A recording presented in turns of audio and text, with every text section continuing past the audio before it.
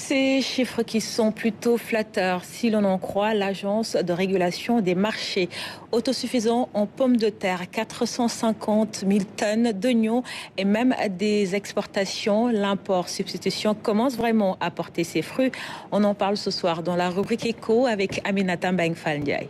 L'ambiance qui règne au marché Gueule-Tapée des Parcelles Assainies renseigne à suffisance sur le niveau d'approvisionnement en oignons et pommes de terre.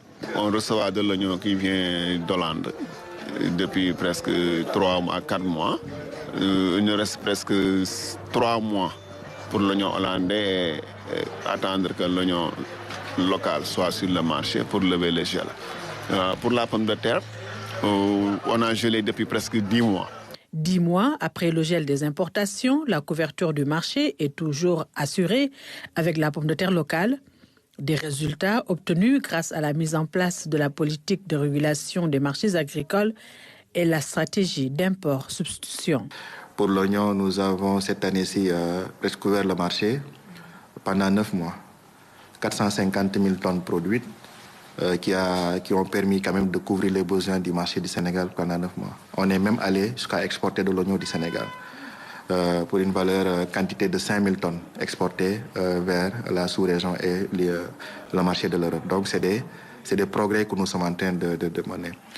Sur la pomme de terre, c'est la pomme de terre locale, la production locale qui est toujours en cours, qui couvre le marché. Et je pense que pour cette année-ci, pour la première fois, on sera autosuffisant en pommes de terre et je pense que c'est une belle performance pour tous les acteurs de la chaîne de valeur. Le Sénégal autosuffisant en pommes de terre, une belle performance que les commerçants et clients n'ont pas manqué de saluer, mais ils souhaitent tout de même une amélioration de la qualité. Vraiment, la qualité fait défaut. On ne peut pas la garder longtemps. Il y a des efforts à faire.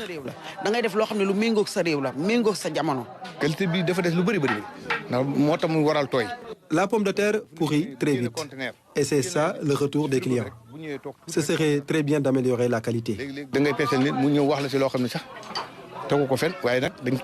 Il y a des spécifications pour chaque marché. Le marché des frites surgelées, il y a des variétés adaptées. Le marché des fritures, etc. Le marché des bouillons, etc.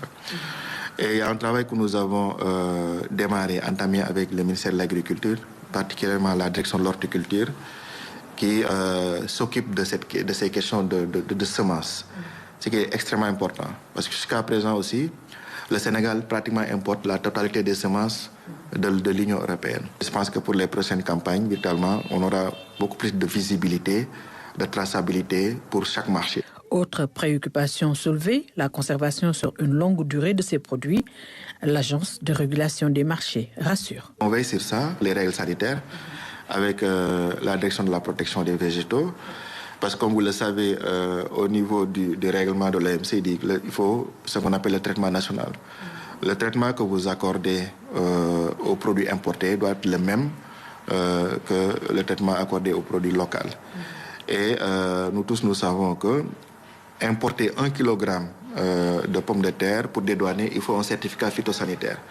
Donc, le Sénégal est très regardant sur la qualité qui est mis à la disposition des consommateurs. Donc, il y a un dispositif de suivi qui est fait au niveau des stockeurs. La production en oignons et pommes de terre au Sénégal connaît une progression significative ces dernières années.